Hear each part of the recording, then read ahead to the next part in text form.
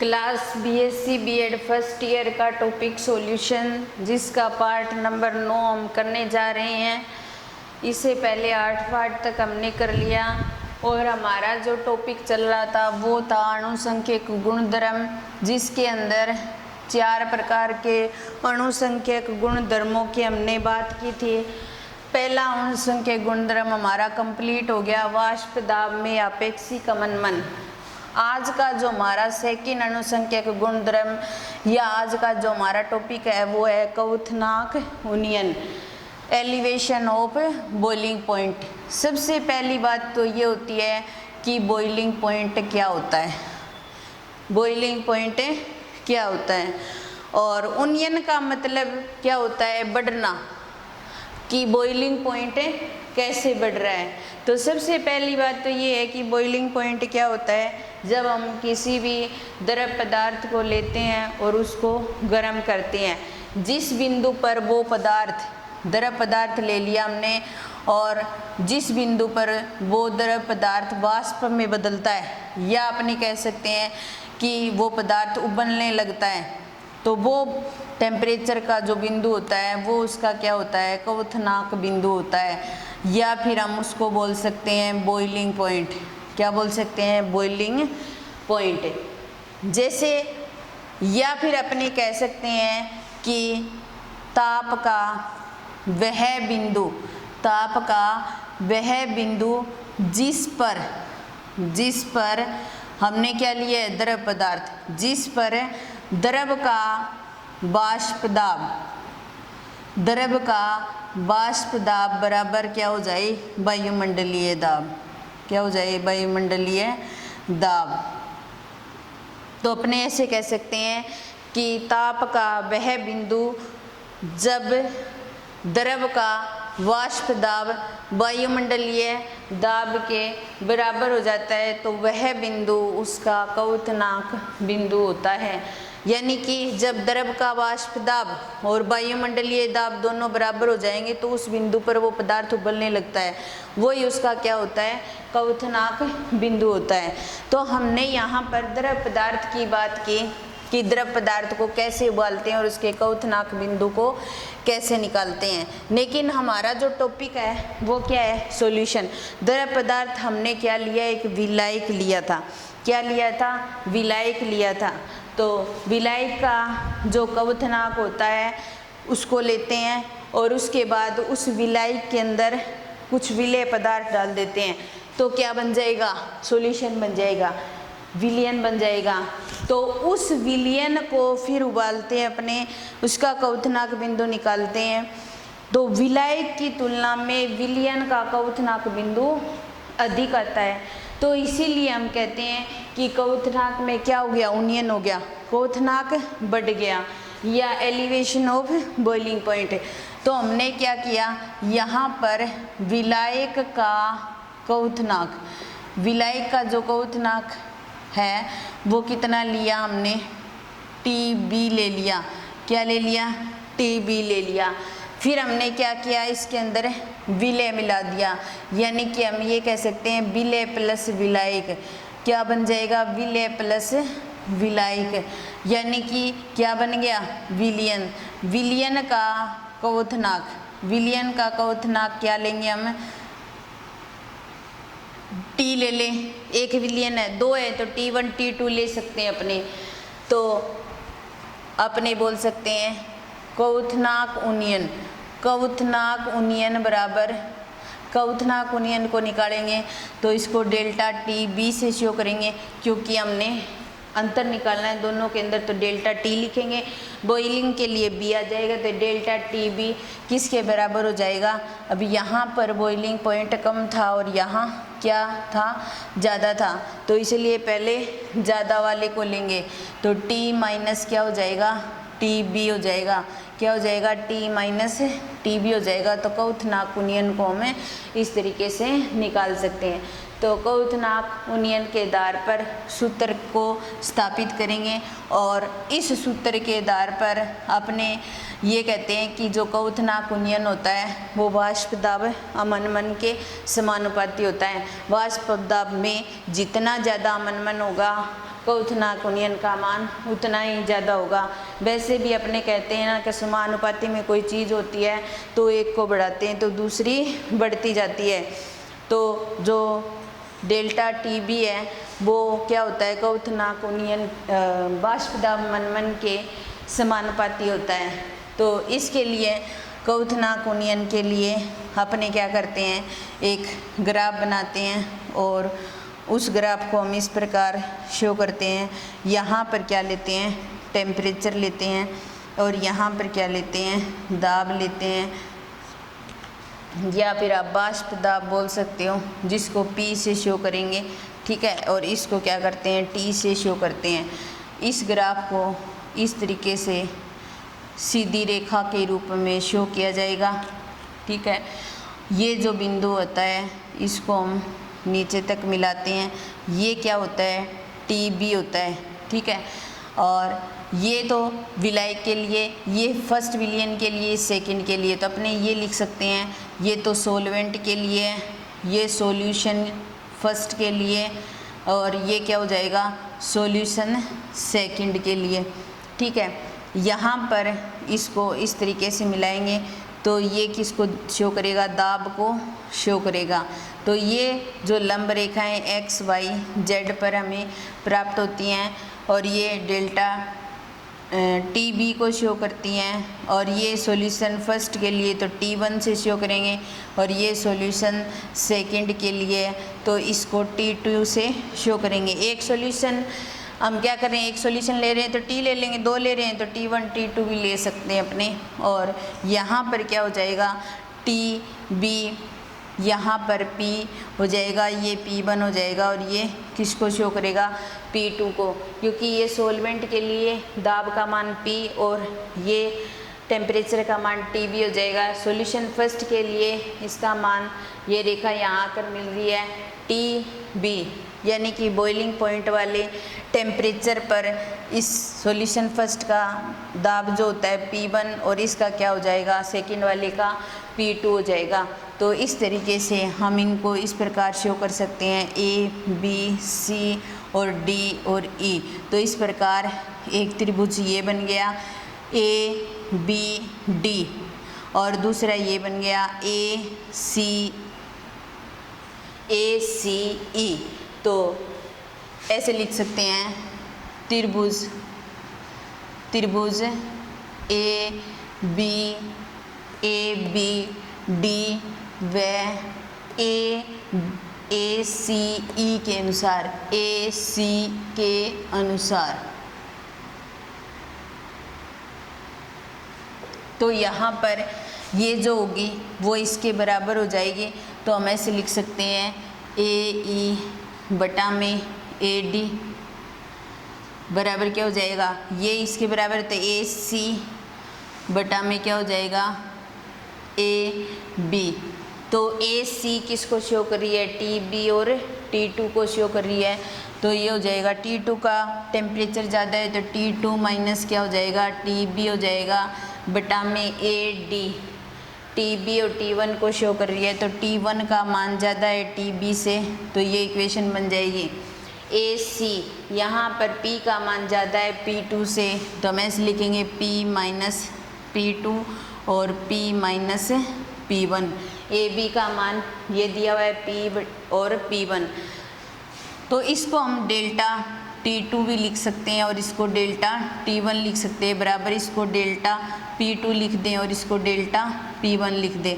और जो टेम्परेचर है उसके लिए डेल्टा TB लेते हैं और ये किसके बराबर हो जाएगा, डेल्टा P के। तो हम ऐसे कह सकते हैं, डेल्टा P जो होता है वो समानुपाती होता है डेल्टा P के। तो यहाँ पर डेल्टा TB जो है वो किसको शो कर रहा है, क्वथनांक उन्नयन को शो हो रहा है, क्वथनांक उन्नयन को शो कर रहा है। और डेल्टा P जो है वो किसको शो कर रहा है, वाष्प दाब अवनमन को, किसको शो कर रहा है, वाष्प दाब अवनमन को शो कर रहा है। तो इस तरीके से हम ये कह सकते हैं कि जो क्वथनांक उन्नयन है, क्वथनांक उन्नयन वाष्प दाब अवनमन के बाष्प दाब अमनमन के समानुपाती होता है। बाष्प दाब अमनमन के समानुपाती होता है। तो हमारा निष्कर्ष ये निकलता है कि जो क्वथनांक कुनियन है वो बाष्प दाब अमनमन के समानुपाती हो गया। ये इक्वेशन नंबर 1 लिख दी हमने। अब देखिए हमने क्या किया था, बाष्प दाब और टेम्परेचर। एक बार इस डायग्राम को, यहाँ तक की बात को वापस समझ लीजिए, क्योंकि ये डेरिवेशन बड़ा है तो फिर मुझे ये चीज़ साफ करनी पड़ेगी।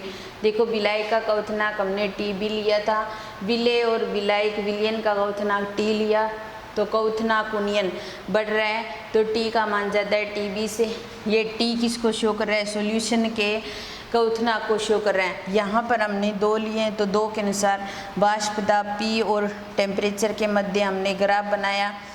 पहली जो रेखा है वो सॉल्वेंट को शो कर रही है, दूसरी सॉल्यूशन को और तीसरी सॉल्यूशन सेकंड को। और यहाँ पर हमें 2 त्रिभुज प्राप्त होते हैं, ABD और AEC या ACA, उसके अकॉर्डिंग हमने लिखा। तो हमारा जो डेल्टा TB है वो बाष्प दाब अमनमन के क्या आ रहा है, समानुपाती आ रहा है। तो हम ऐसा कर सकते हैं कि क्वथनांक कुनियन बाष्प दाब अमनमन के क्या है, समानुपाती है। तो इक्वेशन 1 से, तो इक्वेशन 1 का समानुपाती का निशान हटाएंगे तो क्या आ जाएगा, K डेल्टा P। K यहाँ पर क्या है, क्वथनांक कुनियन स्थिरांक है। क्या है, क्वथनांक कुनियन स्थिरांक। ठीक है, अब हम क्या करते हैं, यहाँ पर लेते हैं राउल्ट के नियम को तनु विलयनों पर लागू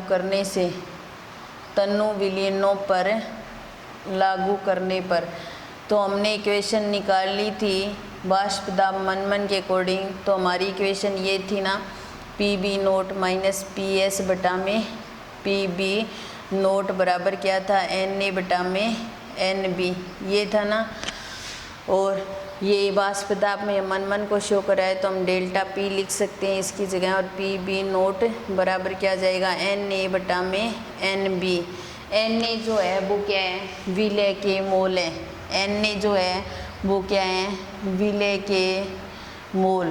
क्या है, विलेय के मोल। और विलेय के मोल निकालने के लिए अपने क्या करेंगे, Na बराबर क्या करेंगे, WA बटा में Ma लिखेंगे। WA जो है वो क्या है, विलेय की ग्राम में मात्रा। और जो Ma है वो क्या है, विलेय का अणुभार। क्या है, विलेय का अणुभार। ठीक है, मोलिकुलर वेट बोल सकते हैं अपने। फिर NB किसके लिए है, विलायक के लिए। तो विलायक के लिए लिया गया है इसको। तो यहाँ पर NB को ज्ञात करेंगे तो NB बराबर क्या हो जाएगा, WB बटा में क्या हो जाएगा, MB, ये हो जाएगा। और WB यहाँ पर क्या है, विलायक की ग्राम में मात्रा। और MB क्या है, यहाँ पर विलायक का अणुभार। इतनी बात आई समझ में, क्योंकि मोल को मैं बहुत बार बता चुकी हूँ आपको ज्ञात करने के लिए। अब हमारी जो इक्वेशन ये है ये प्राप्त हो गई हमें। और इक्वेशन नंबर 3, इक्वेशन 3 में Na व NB का मान रखने पर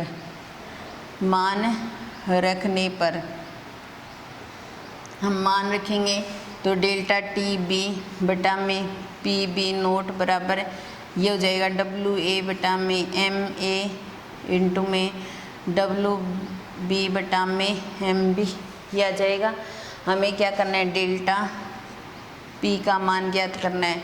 और इसका मान ज्ञात करने के लिए क्रॉस मल्टीप्लाई करेंगे। जो इसके साथ मल्टीप्लाई में होता है वो हमेशा नीचे जाता है, MA और इंटू में WB नीचे चला जाएगा। ऊपर क्या जाएगा, PB नोट इंटू में WA इंटू में एम बी, ये आ जाएगा। और ये इक्वेशन नंबर 4 आ गई। क्या आ गई? इक्वेशन नंबर 4 आ गई। अब देखिए डेल्टा पी का मान आ गया हमारे पास में, और ये इक्वेशन नंबर 2 थी हमारी। अब डेल्टा पी का मान इस इक्वेशन 2 में रखेंगे, तो इक्वेशन 2 में डेल्टा पी का मान रखने पर, डेल्टा पी का मान रखने पर, अब मान रखेंगे तो हमारी जो इक्वेशन है वो ये आ जाएगी, डेल्टा टी बी बराबर क्या आ जाएगा, के इंटू में पी बी नोट इंटू में डब्ल्यू ए इंटू में एम बी बटा में एम ए इंटू में डब्ल्यू बी। ये इक्वेशन हमें प्राप्त होगी, और इस इक्वेशन को इक्वेशन नंबर 5 नाम दे देंगे। एक बार यहाँ तक देखो, और भी आगे है, ये डेरिवेशन कंप्लीट करते हैं। डेल्टा टी बी समानुपाती होता है डेल्टा पी के, तो डेल्टा टी बी समानुपाती का निशान हटाएंगे तो क्या आ जाए, के कवथनाकुल्यन स्थिरांक है। राउल्ट के नियम को लागू करेंगे इस इक्वेशन पर। एन ए विलय के मोल हैं, विलय के मोल निकाल लिए हमने। डब्ल्यू ए विलय की ग्राम में मात्रा को शो करेगा, एम ए विलय का मोलिकुलर वेट को शो करेगा, बी विलायक के लिए लिया है तो बी डब्ल्यू बी विलायक की ग्राम में मात्रा हो गया, एम बी विलायक का अणुभार हो गया। मान रख दिया हमने इस इक्वेशन के अकॉर्डिंग। डेल्टा पी का वाष्प दाब मन का मान ज्ञात हो गया। इस वाष्प दाब मन के मान को यहाँ रखेंगे तो हमें क्या प्राप्त होगी, इक्वेशन नंबर 5 प्राप्त होगी। एक बार मैं यहाँ से साफ कर देती हूँ, फिर उसके बाद में इक्वेशन 5 को लेकर के हम आगे करते हैं इसको कंप्लीट। हमें क्या करना है, विलय का मोलिकुलर वेट ज्ञात करना है। अब देखिए इक्वेशन नंबर जो 5 आई है उसके अंदर देखिए हम क्या करते हैं, पी बी नोट व जो एम बी विलायक का जो अणुभार है इसको क्या मान लेते हैं, स्थिर मानने पर मान लेते हैं। स्थिर मानने पर इक्वेशन 5 से, इक्वेशन 5 से, तो इक्वेशन 5 में फिर क्या बच गया, डेल्टा टी बी बराबर क्या बच गया, के, और यहाँ क्या आ गया, इंटू में डब्ल्यू ए, और बटा में क्या हो जाएगा, एम ए इंटू में डब्ल्यू बी। यहाँ पर कंडीशन फर्स्ट लगाते हैं, यदि डब्ल्यू ए बटा में एम ए क्या होता है, एन ए होता है ना, और या फिर अपनी माने कि डब्ल्यू ए बटा में एम ए का मान क्या हो, 1 ग्राम हो, और डब्ल्यू बी का मान भी क्या हो, 1 ग्राम हो, तो इक्वेशन 5 के अंदर डेल्टा टी बराबर क्या हो जाएगा, के हो जाएगा। तो अगर ऐसा करते हैं तो जो क्वथनांक उन्नयन स्थिरांक का मान क्वथनांक उन्नयन के बराबर आता है। यदि कंडीशन नंबर 2 लगाते हैं, डब्ल्यू ए बटा में एम ए बराबर एन ए होता है, और 1 मोल लेते हैं इसको, ठीक है, और डब्ल्यू बी बराबर क्या करते हैं, 1000 ग्राम लेते हैं, क्या लेते हैं, 1000 ग्राम लेते हैं।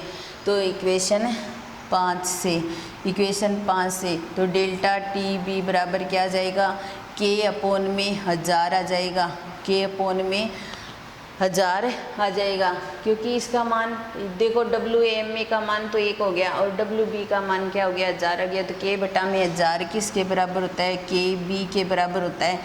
तो अगर हम यहाँ पर के अगर ज्ञात करना चाहें तो के बी इंटू में 1000 आ जाएगा, और के बी जो है मोलल क्वथनांक उन्नयन स्थिरांक है, मोलल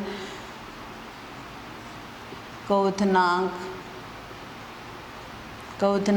उन्नयन स्थिरांक है।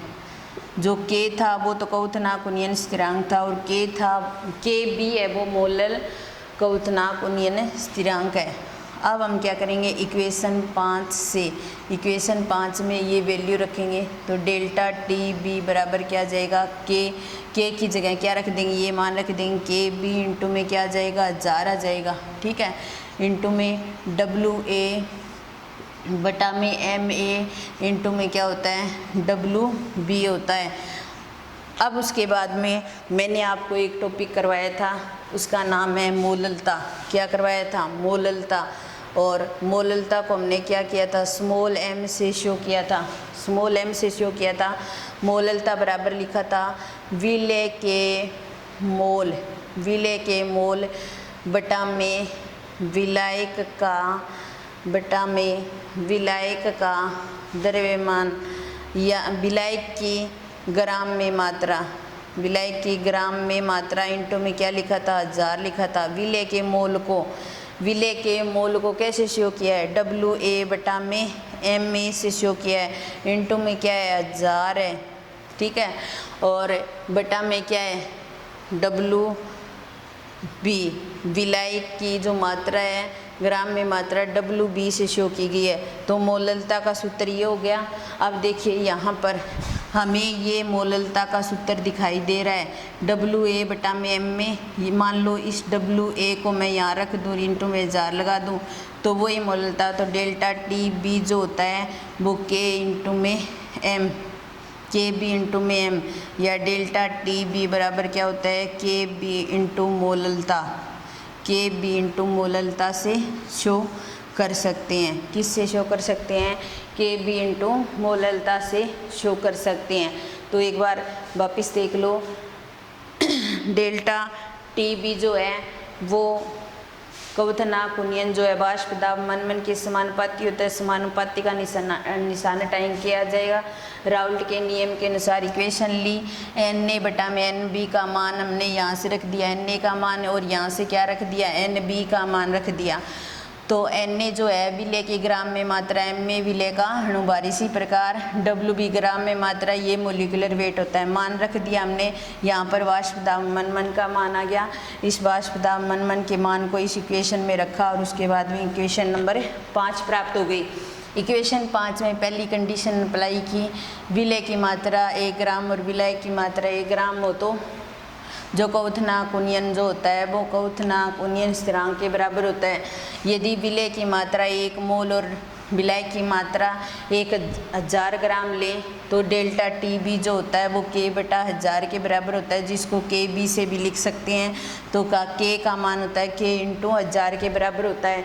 तो डेल्टा TB जो होता है वो WA इंटू में 1000 बटा MA और WB, ये किसको शो करता है, मोललता को शो करता है। और ये हमारी इक्वेशन नंबर क्या आ गई, 6 आ गई।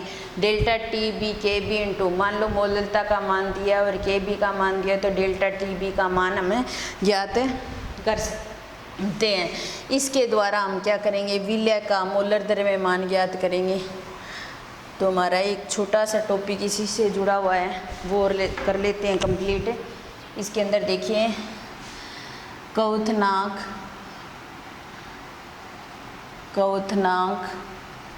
उन्नयन से विलय का अणुभार ज्ञात करना, विलय का अणुभार ज्ञात करना। तो